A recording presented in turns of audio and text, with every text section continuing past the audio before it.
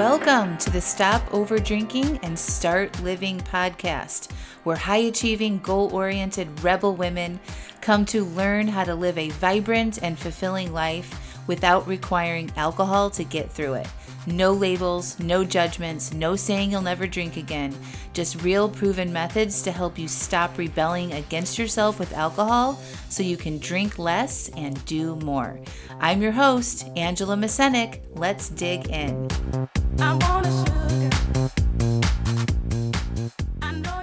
Welcome to episode 222, How to Stop Over Drinking. Hello, hello, hello. Welcome back to the podcast. Thank you for being here, by the way. I love hearing from you all about how the podcast has helped you and how you're applying what I'm teaching you in the podcast and changing your relationship with alcohol. This podcast is a really good one. I recently held a live class called How to Stop Over Drinking, and it has the basic foundational principles of how I help women stop over drinking and start living. So plug in your earphones, go for a walk, or grab a notebook and a cup of tea and dig in. We got some really good questions during the class, and I don't want you to miss any important information that you can apply to your own situation with alcohol, no matter where you are. So if you're, got the weeknight drinking under wraps and you're feeling good about that, but you're still over drinking on the weekends, this is a really good class for you. If you're brand new and you haven't really started tackling how much you're drinking, this is a really good class for you. And I want you to listen all the way to the end because I talk about coming and joining me in Alive AF, my new monthly coaching membership where you can stop over drinking and start to feel more alive with a course and live coaching and more classes and support. So make sure you listen all the way to the end and get all the details on that. And then click through the links in the show notes and go get all the details of that and my quarterly subscription box, Alive AF, where I have packed together the most useful hands-on tools that are physical reminders to help you connect with yourself, take care of yourself, and drink less. That box is called Alive AF as well, and we are shipping out the final shipment before we close off sales to that box until the next quarter. So make sure you check out the link in the show notes as well. All right, my friends, enjoy the episode. Talk soon. Welcome to the How to Stop Over Drinking Masterclass.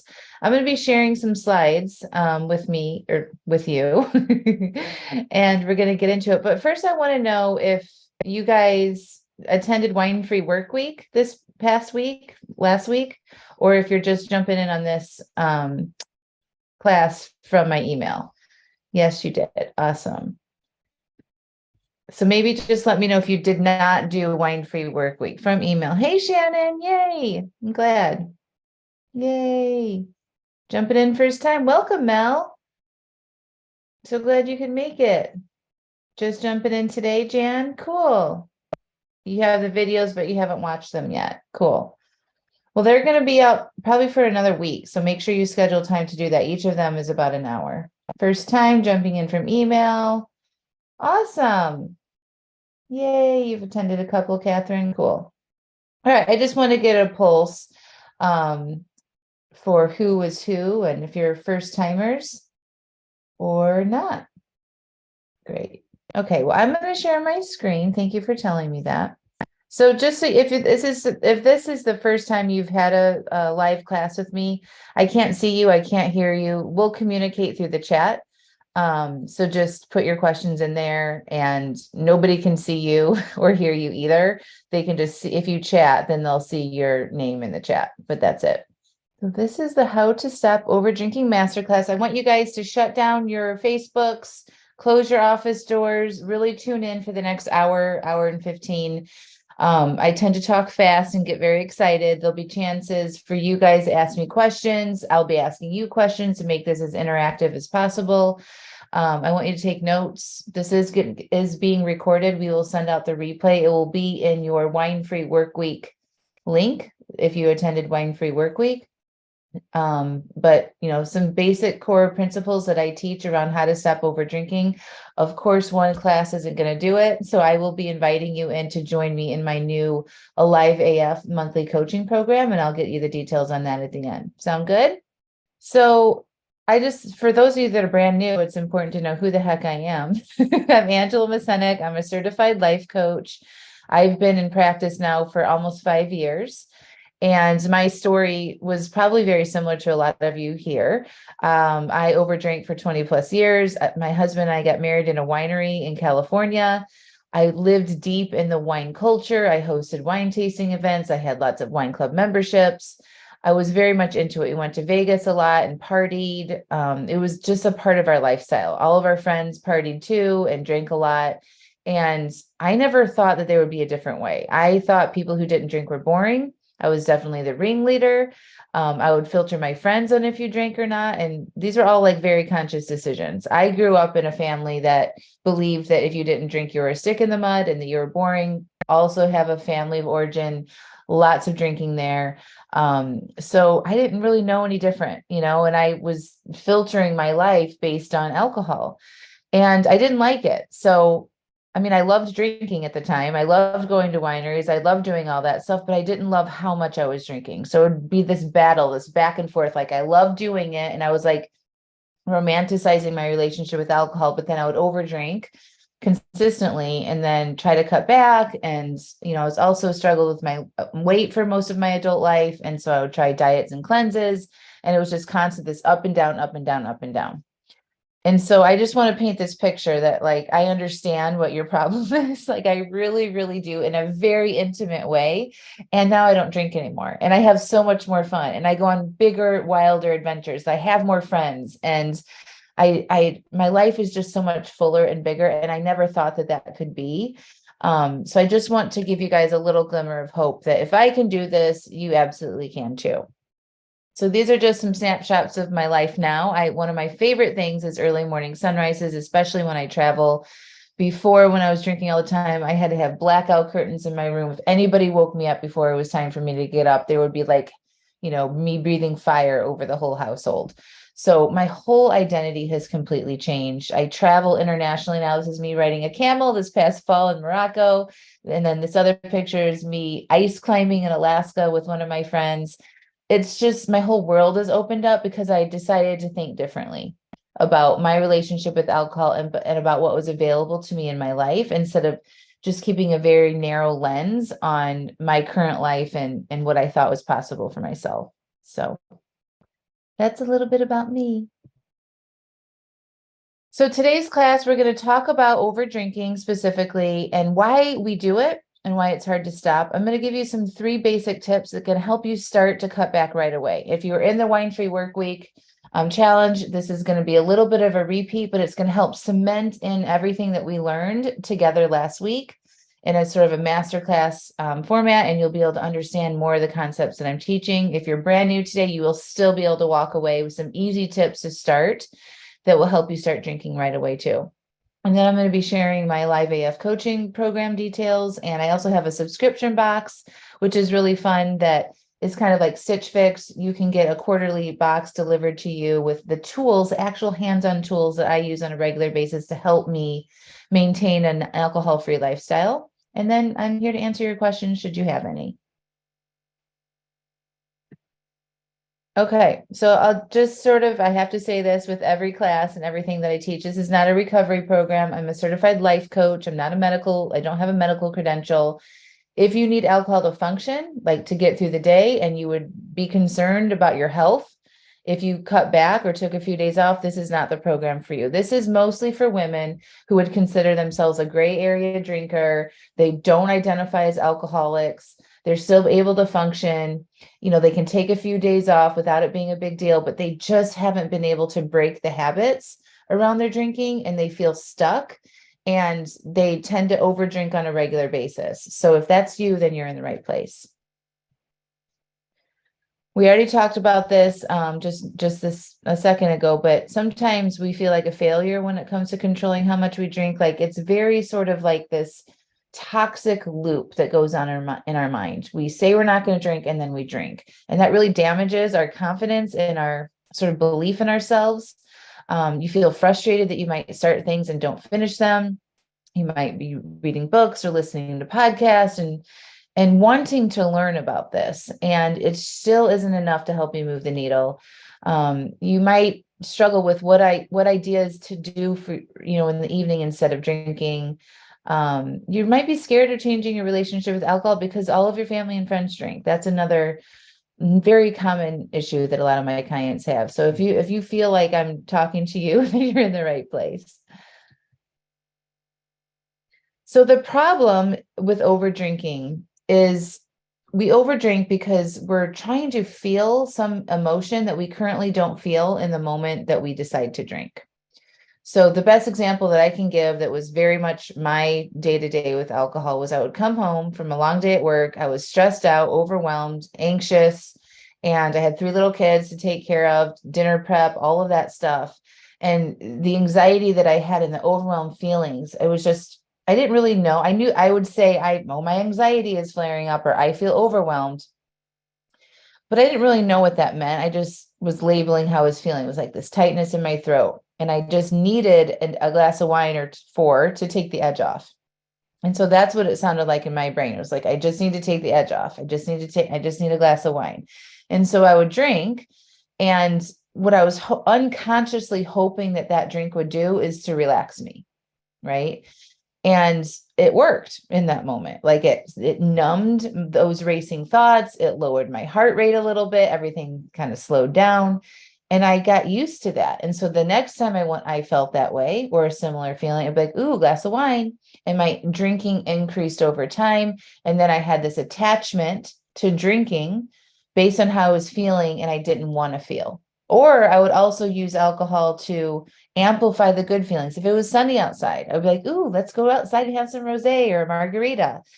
And it would be a celebratory, like an amplification of the good feelings. So good or bad, I was drinking in response to my feelings. And when we do that, when we make those moments, those in the moment decision around alcohol, it fuels a loop in your brain that trains your brain to seek out alcohol the next time you feel that way. And the problem with it is that alcohol isn't a solution to your feelings. You're requiring something externally to go into your body to help you manage how you're feeling.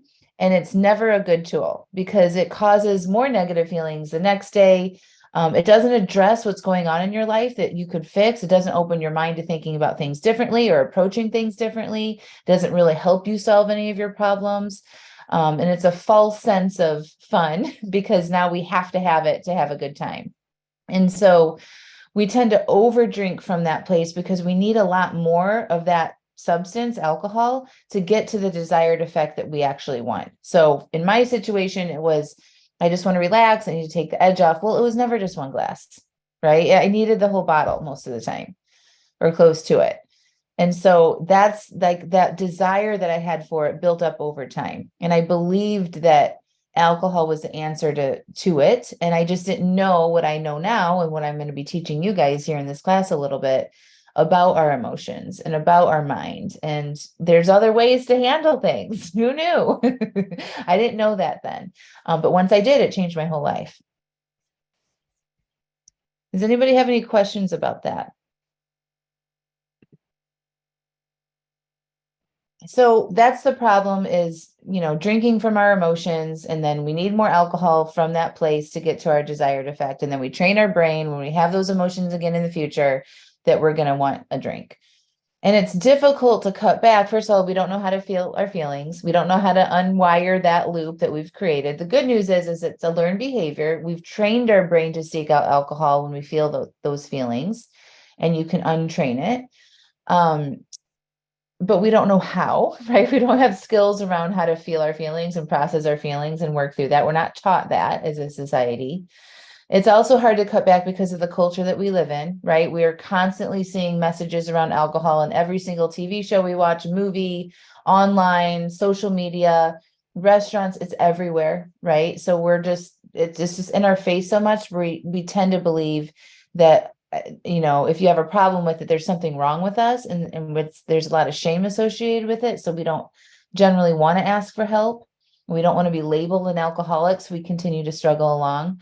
Not having the right support is why it's also really hard to cut back, because again, like usually our family and friends aren't the best support people because they don't really understand.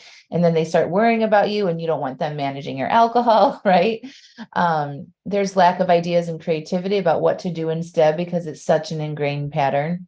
And then the other reason why it's hard to cut back is we're not really fixing the reasons why we're drinking, right? There's the over drinking is a symptom of bigger stuff going on in your life: anxiety, overwhelm, family stuff, relationship stuff, what you think about yourself, work, managing aging parents, like all of the kind of life stuff. We're drinking to deal with some of that stuff. And until we get in there and look at that and solve the underlying reasons, alcohol is going to be your quickest, easiest way to feel better around some of that stuff. And if you don't fix any of that and look at that at a more of an internal, your thoughts and your feelings way, you're going to keep trying to cut back, and you're not going to get very far. And then really probably the biggest one is that because a lot of you guys have been struggling with this for a long time, you have a lack of belief in your capabilities to do it. So that's probably the biggest unfortunate thing about why it's so hard to cut back, is because you've tried other things in the past and you have this belief that you start things and you don't finish them, and this is hard for you and you don't know if you can change, and that is going to be the driver's seat. And I'm here to tell you that shifting your mind on that is going to be really important, and we're going to talk about that too. Okay, so I'd love to know, just a little pulse check here and check in. Tell me what your drinking story is. What's your pattern? What's currently happening with your relationship with alcohol? And then what happens like when you overdrink? What happens the next day? How do you feel? And just take a moment now and share that in the chat if you don't mind. So my current relationship with alcohol is non-existent. When I first started this work on myself, I just wanted to stop over drinking and use the same exact tools that I'm going to share with you today. And I just got to the point where I didn't want it at all. Since I wasn't using it to solve my emotional needs, I didn't have any need for it. I didn't like it. And so I just don't drink anymore. It's been almost 5 years. Turned to a glass of wine at the end of my workday, now earlier due to work from home, and I keep pouring. Yes. Every night is a habit, definitely when stressed or anxious with holidays and travel. Angie, I miss out so much the next day because I'm in bed. Callie, drinking at night to help with stressful work situation, feel pretty bad the next day and get used to feeling bad so it feels normal. I feel you on that. Like when I was working on this, I took a long break and I just didn't even know. I had no idea how bad I was feeling until I stopped doing it. It was amazing. Wake up with headache, bloated, tired, foggy, irritable. Yeah.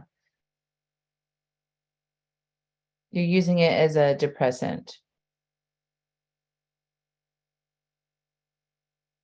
Anonymous, I have a hard time stopping after 2 drinks. I tell myself at the start of the event is to only have 2, then always have more.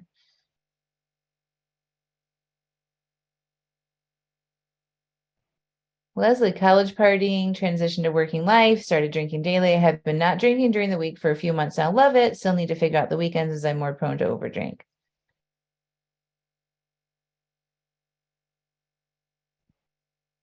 When I make a plan and goals for the day, I do well, but if I don't, then it's inevitable that I end up overdrinking. The next day I'm sad and unmotivated. It's become a habit, but it's really because of boredom and loneliness. Empty nest was a lot harder than I thought. And then COVID isolation didn't help. I still work from home. Absolutely. I'm glad that you identified those feelings. So of the boredom and the loneliness, Amy, that's a big one. Like if we can learn how to be with those feelings and interrupt that, you'll be good. We romanticize it, Denise. Like, I used to say, I used to love my wine and I would swirl it in my glass. I'm like, look at the fancy language and all the things. Like it becomes an obsession. It becomes an attachment, right? And when I was really motivated to make these changes, like because I had tried so many other things, I'm like, all the time that I spent thinking about wine, drinking wine, planning to have wine. If I went to somebody's house or to a restaurant, it's like, what's their wine list like? Got to make sure I have my favorite wine. Like it had to be good enough. And then getting home from the event and then feeling like shit the next day and then saying I'm not going to drink and then end up drinking. It's like, I thought I could have gotten like a PhD for like, I observed all of that time that I spent thinking about it. And I'm like, there's got to be more to life than thinking about wine all the time. I have done this for so long. I am ready to open up my brain to thinking about something else in my life, right? That got boring for me. Like I had all the experiences with alcohol. I did all the things with it. I traveled all over the place, had all the fun times, bad times with everything. I felt complete with it. And it did. Like once I stopped that, I started focusing on what I wanted to do with my business and my health and my relationships and all of that. And so now I'm so much more creative. I have so much better relationships. I just have so much more capacity for other things besides the drinking. And so I want you to sort of recognize that too. It's like the time and the energy suck that takes. Imagine that not existing in your life. Like what else would you want to put in there? What else would you rather be thinking about? I would love to see that in the chat. Like, what would you like to see in your life besides this obsession with drinking? What would be amazing for you? And I think that's a really important question to ask yourself, because often I think part of the problem too is that we get into a certain age and we've achieved some of the things that we wanted to achieve with our lives, having kids, getting married, careers, buying the home, all of that stuff. And then we're like, we kind of get into our regular routine and we stop dreaming. We stop thinking about what our life could look like. And we start doing for all these other people instead for ourselves. And so part of the work that I do and with my clients is let them dream again. Teach you guys to think about what is it that you want out of your life when this thing is solved. Okay. And that's where the Alive AF program is coming. And I'll tell you more about that. But it's like we want to stop over drinking and become more alive, reach other goals, like fill in that gap of when you remove all the alcohol and, you don't have to quit drinking or anything, but significantly reduce it if you want to. And then we're going to start doing some fun stuff. We're going to start living again and start challenging ourselves again. Trips planned around wine. Yes, Amy. Yes, Sharon, think about as soon as the workday is coming to an end. Freedom from having to manage this constantly. Work out more, feel good after working out, finishing my projects, getting in better health, having more mental focus. Ooh, learning to invest, Karen, finishing some books. It would be amazing to wake up excited with the energy to be active and accomplish goals I've set for myself. Need to lose belly fat. It's all from the calories from wine. It's embarrassing. I am self-conscious about it. Yeah, like that energy too, like that big distraction that you have and not putting yourself out there as much. Ooh, I love it. You want to get good at golf so you can do as a ladies league when I retire this fall. I've got an alt me personal, that lady that does yoga every day and has an herb garden and is in a book club. Love it. Projects, budgeting, clean pantry. And you're going to be an empty nester soon with no partner. I want to clean up this house, go travel, and have a purpose. Work out, feel healthier. You guys know exactly what you want to do. Travel more, see places, finish a full Ironman. Yeah, you guys got goals. Let's do that. Wouldn't that be fun? Like, wouldn't it be amazing to just like just decide that you're going to do all that? I just did an exercise with my clients yesterday on visioning what their life looks like in 10 years from now. That was fun. Like this doesn't have to be your life. Isn't that exciting? I really want you guys to feel into that and see that for yourselves. I love being a morning person. And I would have told you were nuts if you would have told me that when I was still drinking. I would have been like, you're crazy. Get the F out. Put my room darkening shades on and leave me alone. Would not have believed that would be me and this would be my life. Okay. So I want to talk about urges, right? So you guys have painted the picture about what you want. You've noticed how much alcohol is taking up in your mind space. You've got other goals and dreams that you want to still achieve in your life, which is amazing. So to stop over drinking, you've got to get really good at allowing your urges. Okay. A lot of you guys get confused about this. You think urges are something to fear and to worry about and to fight. And all of that takes a lot of energy. And there's a better way to handle urges, and that's by allowing yourself to have them, understanding why you have them. You have trained your brain to want alcohol, right? And so when you start to cut back, Of course, your brain's going to want to prompt you to go do what it normally does. That's how the brains are wired. There's nothing wrong with you that you have urges. Okay. There literally is nothing wrong with you. It's going to happen anytime you want to change any repetitive behavior. Okay. Your brain is programmed to seek pleasure, avoid pain, and save energy. And so anytime you're going to start doing something different, think differently, act differently, your brain's like, what the heck? We just need to do what we've always done. And so it's going to urge you to go do that similar behavior. Okay. You want to allow this feeling to come in to your body and not resist it. Okay. So the analogy I love to use that works for a lot of people is this beach ball analogy. When you push that beach ball underwater, that's hard, right? You got to really hold it down. And then eventually that you're just going to get tired of holding it down. It's going to pop up, right? So when we resist our urges and fight our urges, that takes like that willpower, white knuckly energy, and that will exhaust you.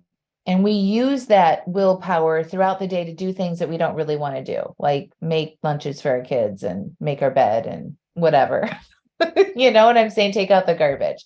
Like we're tapping into that very limited resource throughout the day for a lot of other things. So by the time the end of the day comes and you're getting urges to do that thing that you always do, that willpower is not going to last very long. And so we want to learn how to allow your urges to come in. It feels, let that beach ball come up on the water and just like be with it. Notice it. Let it be there. Don't say, I wish I wasn't feeling this way. And when you notice it, you just want to breathe and relax and breathe and relax and focus where you're feeling the tension or that desire in your body. So a lot of times we feel in our mouth might water, our heart rate might increase, our chest might feel tight, our shoulders might be up to our ears. And you just want to observe where in your body you're feeling that and use your breath to relax and feel into it. Does that make sense? You want to stop thinking about the drinking. You want to get out of your head and you want to give your mind something to do instead of thinking about drinking and give it an assignment. Say, okay, I understand you want the drink. We're not doing it. Instead, what's going on in your body right now? Where are you feeling this? Okay. And then you give your mind a little assignment. That'll give you a break from being up in your head and ruminating on it and thinking on it and analyzing it and battling with yourself. You want to get out of your head and into your body. All right. Let me know if you guys have questions about that. If you've tried this and you're confused or you don't know if you're doing it right, let me know in the chat. This is a time to get support on this. This is a big one. The more urges you can allow, the faster you'll reduce your desire to overdrink. So again, because your brain is programmed to seek pleasure, avoid pain, and save energy, if you don't respond to your urges with drinking, your brain's going to go motivate you to do something else. It's not going to hold on to that strong desire that you have for the alcohol. And so the more you can allow and not answer the urges and process that, your desire for it will go down. You will stop thinking about it so much. And then you'll be on to the other things that you want to do. It absolutely takes practice. So Shannon, the out of the head into your body is exactly what I said. So let's just say tonight at 5 o'clock, you guys have urges, right? So you've committed to not drinking tonight and you notice your mind is thinking, oh, a glass of wine would be great right now. Okay. And then you go, oh, well, tonight is not a drinking night. I said I wasn't going to drink tonight. Okay. And then your mind might start battling a little bit and you're like, okay, I recognize, this is what it sounds like in your head. I recognize that I'm battling with myself, that I want a drink, right? You need to acknowledge the desire for it, right? Sometimes we forget that part and we're just like, we kind of barrel through and we continue the battle. If you can be conscious of it and like, oh yeah, I'm hearing myself battle about it right now. Oh, I recognize I'm having a desire for alcohol. Angela said goes into your body and out of your head. So brain, where are you feeling this in your body? This is an urge. And your brain will say, oh, it feels tight in your chest. Then you just pause and breathe. Okay, let me breathe through that tightness in my chest. Oh, my mouth is watering. Okay, let me just breathe into that area. Focus my breath into that area in my mouth. Oh, my shoulders are tight. Okay, that's all it is. It's like a 60-second, 90-second process. You tell your brain where are you noticing this in your body and breathe into that space instead of staying up in your mind with the battle. Does that help? Yes, the exhaustion is staying up in your head and battling, right? And fighting it and just right? Like that is exhausting and usually we'll give in because we can't handle it anymore. That chatter. So you just want to be like, I'm not drinking. Let me go into my body and focus on this. And it might come back and you might have to do it again. If it's really chattery, go journal, get it out of your head, remove yourself from the kitchen, drink of sparkling water, do what you need to do. But you really want to unwire that desire. And you do that by allowing your urges instead of giving in to them. Okay. And the more you can do this consistently, the desire will go down and you won't want to overdrink. So these are just some testimonials and comments that people have shared about doing this. It said, today was tough. I've opened up a bottle of wine to pour an unplanned glass because I thought it doesn't matter. I deserve this. And then I stopped myself, paused, and thought, nope, I deserve to honor my commitments. I recorked, poured water, and walked away. I don't think I've ever uncorked a bottle of wine and not poured it and consumed a glass. Excited about this. So this is just what happens. Sometimes we don't even realize we're doing it until we're like in the act of doing it. And the power that you guys all have is in that moment, you can decide to not do that by doing exactly what I'm teaching you here. This is me on my 40th birthday, 5 years ago, dancing with my friends in Chicago, celebrating my 40th year, and I'm drinking club soda and they're all drinking alcohol. So by allowing my urges, by letting myself be in situations and feel a little uncomfortable and work on that, I didn't care. It wasn't like I was white knuckling. I was having a great time. And I was able to go out with my friends that I love and I care about and not have a big interruption in my life. So the first part is urges, second part is planning. So we want to stop making decisions the same day with alcohol. That's a hard boundary for me. So I don't make same day decisions at all. I don't let my clients make same day decisions. I mean, it's not like I can really control them, but my advice is to not make same day decisions with alcohol, because when you make same day decisions, you are engaging the part of your brain that wants to go on auto repeat, that habit part of your brain, that lizard part, whatever you want to call it, your monkey mind, your lizard brain, your habit brain. And it doesn't have your best interests at heart. And usually that's in response to how you're feeling or wish to feel. Okay. So we want to plan your drinks at least 24 hours in advance. So you want to think ahead to your weekend and the times that you might want to drink and plan like you would any other planning project, like a work project or remodel project on your house or planning a trip, right? Most of the time we don't just show up and just everything's in the moment decisions, right? That takes sort of an executive function, part of your brain to think ahead and plan, right? And so that's the part of the brain we want to engage with this. Okay, so no matter what, you don't drink unless you've planned 24 hours in advance. And if you guys could all hold on to that boundary with yourself, you would greatly reduce how much you're drinking and you would listen to what's going on for you emotionally, allow those urges to come in and process them, deal with your other feelings and what else is going on internally that you've been needing alcohol to manage, and you would improve everything with it. So hard boundary, commit to not drinking within the same 24-hour time period. If you want to drink, you want to plan for it on paper, not in your head. We want to write down how many drinks you're going to have and what kind of alcohol you're going to have when you're not in the throes of an urge or the desire for it. Does that make sense? Catherine, I guess there should not be a rosé in the wine fridge. Too easy to open it. You want to set yourself up for success, right? So you want to eventually be around, like be able to be free, right? If you didn't have a desire, an over desire for alcohol, you wouldn't care that your rosé was in the fridge. Like my husband has alcohol in the house, I don't care. Even when I was doing this at the very beginning, 5 years ago, we still had alcohol in the house. I would have people come over and I would pour alcohol for them. But you want to set yourself up for success here and decide what is going to make it easy for me to do. You don't want to think, I can't have it in the house. That's not very empowering. So I would think, how can I set myself up for success? I want to be successful. So how can I do that for myself? right? So when we're hungry, it's this HALT acronym that I've been talking about recently. It's hungry, anxious, lonely, and tired, HALT. And so at the end of the day, a lot of the times, all four of those things are happening, right? We're hungry, tired, could be lonely, anxious, right? And so we want to make sure our environment is set up for us that we can make the best decisions for us as possible, right? And so I like to recommend you have like a little tea station, have your fridge stocked with non-alcoholic beverage options, healthy foods. All of that is kind of planned out as well so that you just don't have to think about what's best for you in that moment, and it's already taken care of. Okay. Yes, I would definitely, Jennifer, plan before that social event happens. If you guys have social events coming up, you want to plan definitely for that.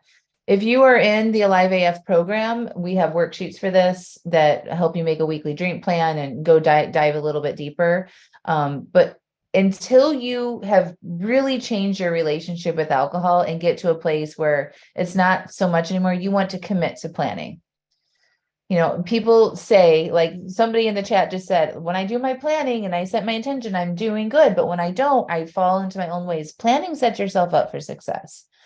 So you want to be intentional. You don't want to just whatever I feel like. I don't know what I'm going to feel like. So that doesn't set yourself up for success. So planning will help you be more successful. It engages the higher part of your brain that has more your better interests in mind than that lizard part of your brain that just wants what it wants right now based on how we're feeling.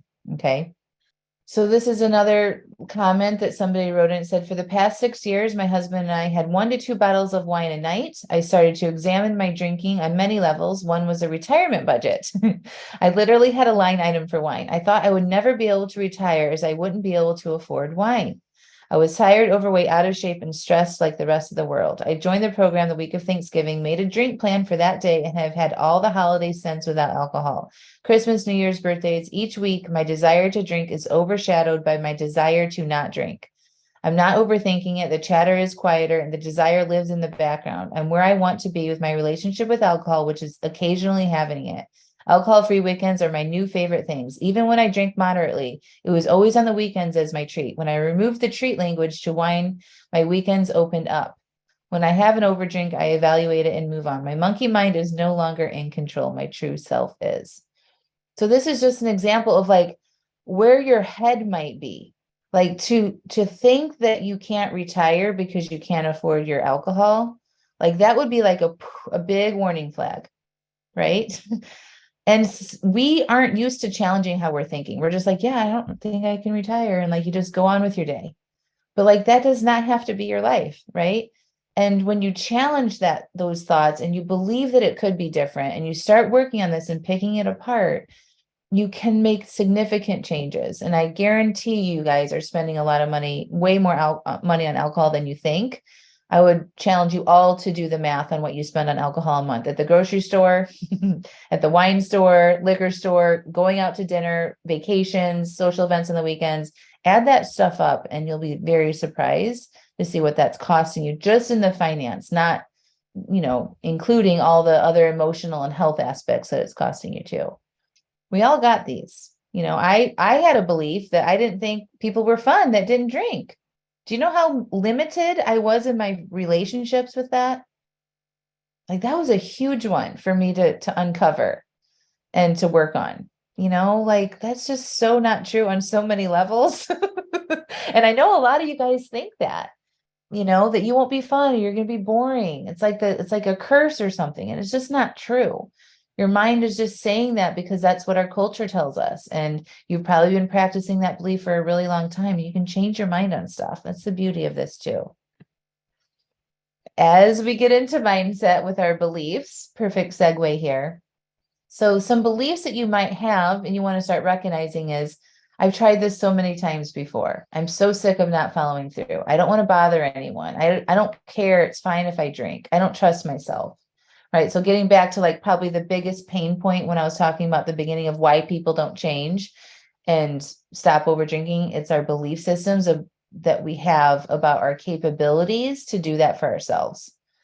And so I would love to see in the chat, if you're willing to share, what you think about. Like, don't try to change your mind right now. Don't try to manage your thoughts or give me the right answer. But like, what's the first response when I'm like, what do you guys think about your ability to change this?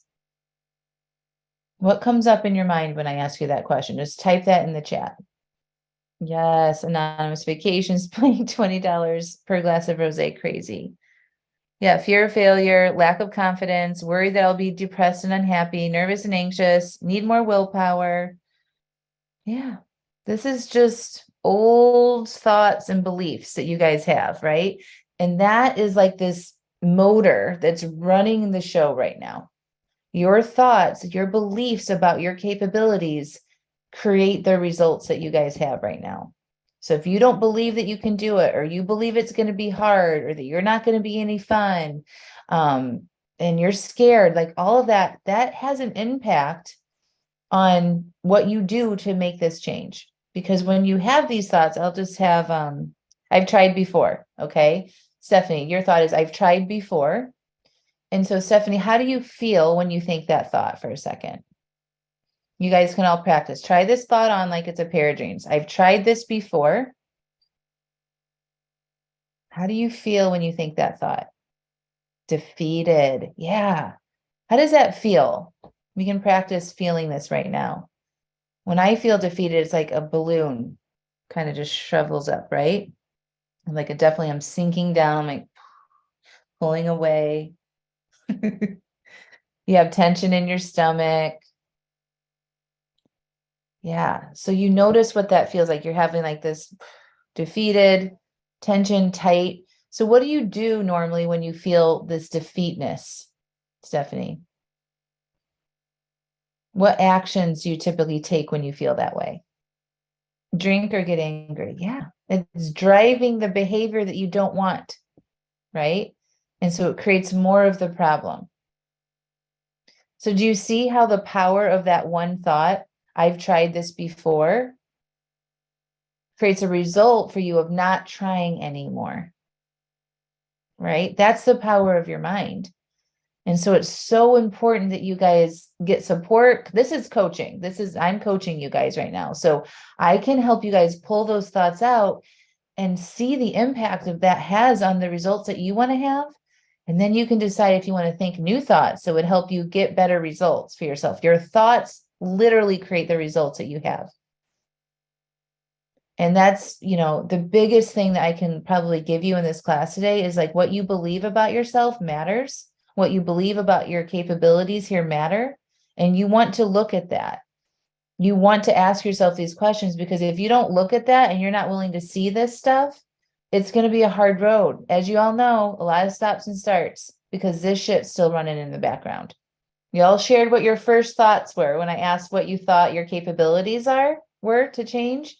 What do you want to think about your capabilities to change this?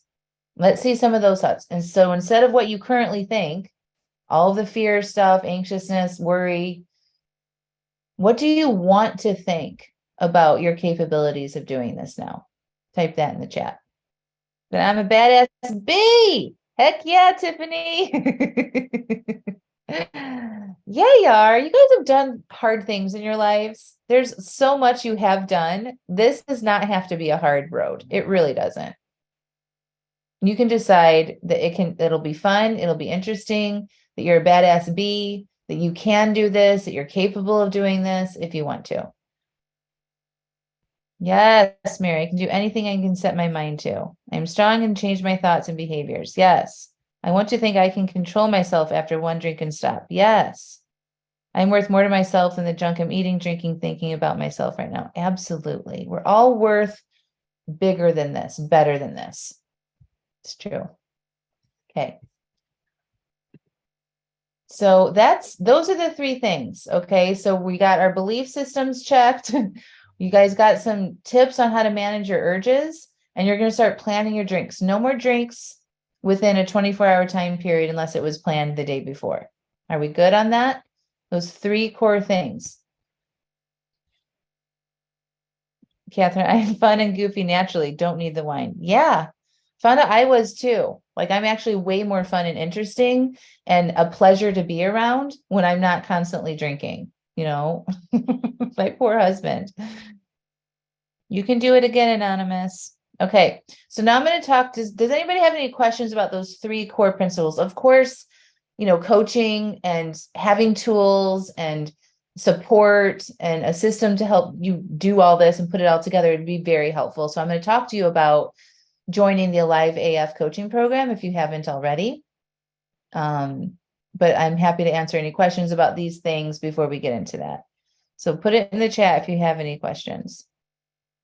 Remember, if I can do this stuff, you can too. All right. Okay. So Alive AF, I've mentioned it a couple of times. Alive AF, whatever you want to call it in your mind, as F or alcohol free, your choice, is your customized support box. It's delivered to you quarterly to help you get into action towards your goals to stop over drinking and start living. So each box includes, I'm going to show you a picture of it and stuff, but each box includes a journal, a self-help book that I have read and have used in my own life to help me not drink, a personal care item, a really fun, sophisticated non-alcoholic beverage, some teas. They're all of my favorite things. This first box especially is all of my favorite things. I get asked all the time, what kind of skincare products do you use? What books do you use? What journals do you use? And so I'm like, you guys, I just want to give this to you. So I made a subscription box that you can sign up and get quarterly. And each box is going to have new content, new book, new journal, new stuff inside that will be a visual reminder and cue for you to turn to caring for yourself instead of away from yourself and towards the wine cabinet. Okay. So that's one way you can work with me. The other way, and that doesn't include any coaching support. So that would just be the box. And you can also sign up, or you can buy these each individually if you want to, or you can join my Alive AF online coaching program, which is a monthly membership. And that's all of the tools that I'm talking about in here, your worksheets. There's a self-guided course that I've created that will help you make a 30-day goal around alcohol. There's videos on urges, what to do if you overdrink. It's a course that you take. And then we have monthly live coaching calls and workshops that you can join. Thank you, Amanda. So that's the coaching membership she put in there. And then she also got the box in there. So you guys can click on those links. That'll open up a separate page and just, come back to it when this class is over if you want to look through it. But I'm going to keep going here. This is what the box looks like. My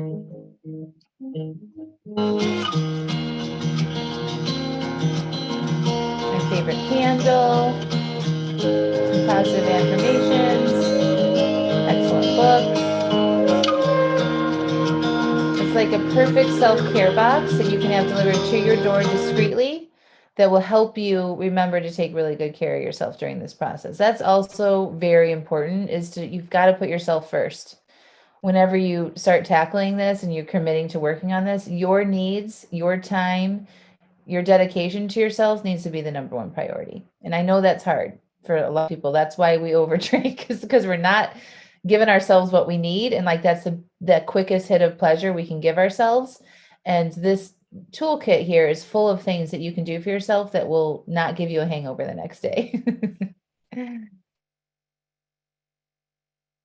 Yay, I'm so excited to have you in there, Amy. Okay. So this is what it looks like again, and then there's a little insert of how to use the box and all that fun stuff. And the cost of the box is $99. It's shipped quarterly. And this is the cost for the first 200 boxes only, and then we're raising the cost at the next shipment in June. But once you lock into this price, your price won't go up. Okay. So the details of the Alive AF coaching community, which includes workshops, calls, and a course, is when you join, you get access to Alive AF. It's a new self-paced program that I've created. It's a virtual course that provides the foundations to begin or continue your journey to stop over drinking. So no matter where you are with how much you're drinking right now, you can come in and take this course and it will move you towards where you want to be. So even if you feel pretty good about not drinking during the week, but you're still over drinking on the weekends or on vacations or in social situations, excellent program for you to do. If you're still like really struggling to sew together a few non-drinking days and you're drinking a bottle of wine at night, great program for you to start with. So as soon as you join, the course will help you make a 30-day goal for yourself. And then every month we're going to check in with that goal, make a new one, and continue moving the needle towards where you want to be. So additionally to that course that's self-guided, you're going to have 2 live calls as a base minimum per month. The first call of the month will be a live workshop. We just had our first call for April yesterday. So you can watch that on replay if you didn't join. But it's a live workshop where I'm teaching you a concept, and then you get to apply what I'm teaching you together in the workshop and then afterwards to make sure that you're, doing the things that you want to be doing instead of the old behaviors. So this one that we did yesterday was around boundaries, and how to say no to things that don't support your goals, and that's a lot of uncovering our people-pleasing tendencies and doing things that, why do we keep doing things that we don't want to be doing? Great example is dinner time. A lot of people can't stand that dinner time routine. And so they have to drink to get through it to make it more manageable, or bedtime routines, stuff like that. And we can look at that stuff and start to say no or ask for help around that. So we don't feel that resentment and those negative feelings around it and then need to drink to escape. So that was a really good workshop. And then every month we'll have a similar workshop that we're kind of hyper focusing on one area. And then you have support in the private communities with prompts from Coach Steph and I to help you apply what we're teaching. So the biggest thing here is that we want to encourage you to do what we're teaching you to do and not just absorb information. Learning is great, but where you're actually going to make the progress you want is when you apply what I'm teaching you to your own life. Okay. So there's 2 live calls a month. One is a workshop and one is a group coaching call where you can come on and get coaching directly by me in a group setting. So if you want coaching, you can, if your name is Amy, I'll be like, Amy, come on, and I'll work with you directly in your session. And then when Amy's done, I put her back as an attendee, and then I bring on the next person, and you can observe me coach that person, and you can apply the same coaching I'm giving to her on your life. And there's worksheets and things that you can use during those calls that really are very supportive around the goals that you have. And then we also have a private closed Facebook community where you can get written support anytime, unlimited written coaching support. And then all of the calls are recorded. So if you can't make them live, they're uploaded within 24 hours. And I try to have most of the calls on Sundays to accommodate everyone's schedules. We did it yesterday because of the Easter holiday, but generally most of the calls will be on Sundays. And then this month, actually in April, we're doing 3 live calls. And since this is just the initial launch of this program, we're still building it. And so as founding members, you get a lower rate, and I'm going to be adding stuff to it all the time. So this month, in addition to the workshop and the coaching call, I'm doing a live workshop about how to stick to your planned drink amount. And I'm encouraging people to bring their planned drink to the call. If you want to keep alcohol in your life, if you don't want to keep alcohol in your life, then don't come. If you're not drinking right now, I don't think it's a good use of your time, but you would come, and I'm going to help you uncover your desires. And we're going to workshop together, like what goes on in your mind when you're drinking. And you can see why it's so hard for you to stop. And we'll do that together with live support. And it's going to be really fun.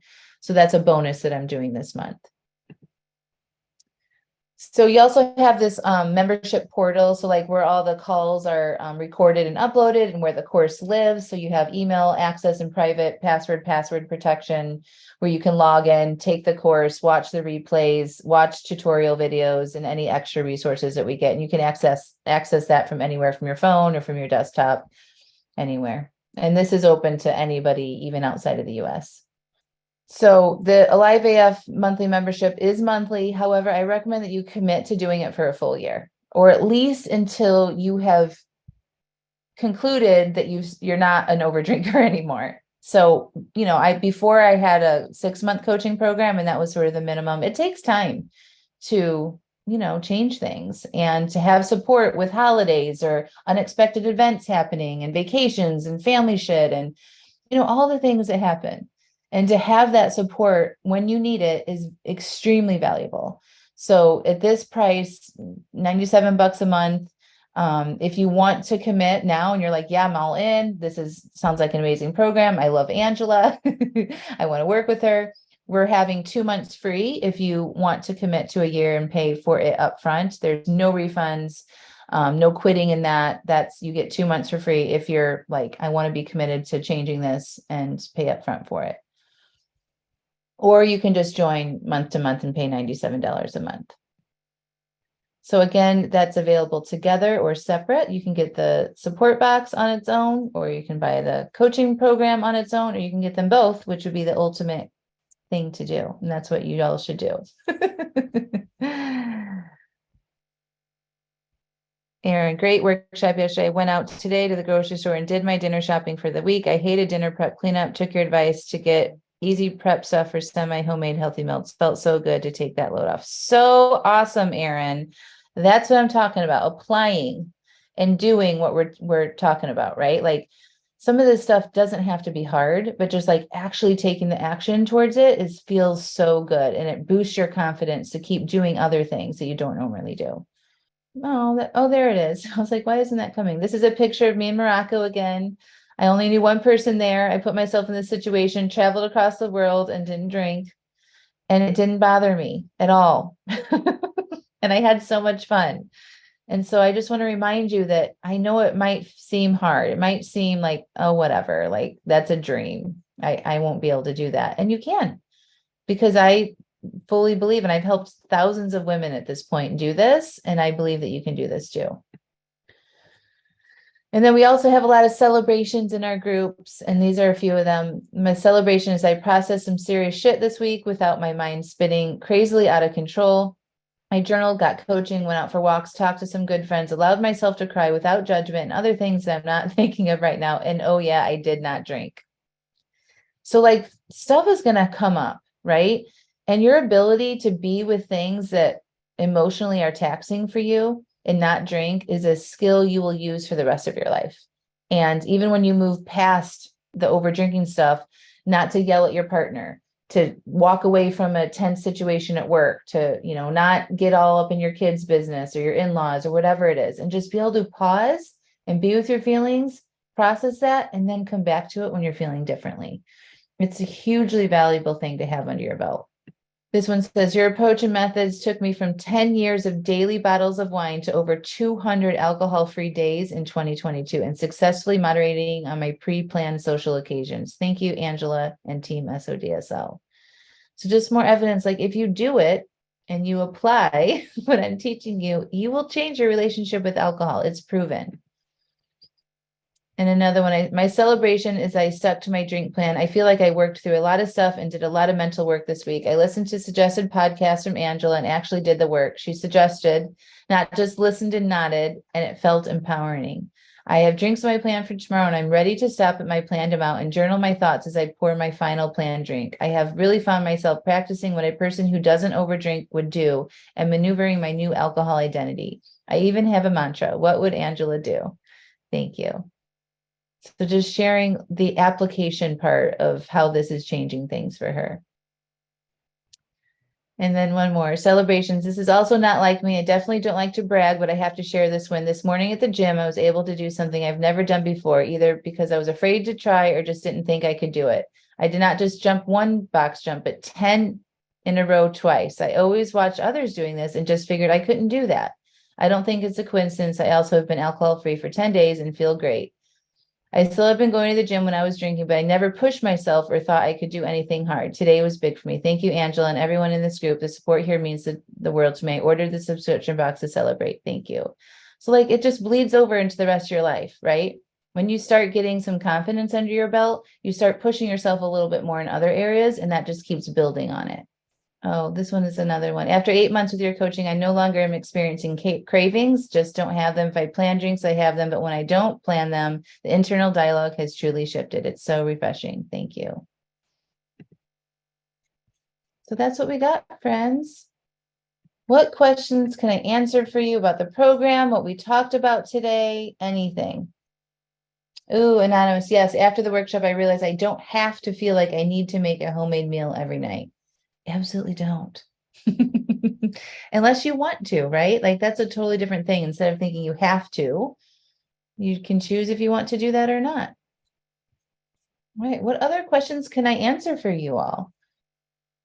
We will, yeah, Stephanie, yesterday's workshop was great. I didn't realize I had boundaries I needed to establish. Yeah.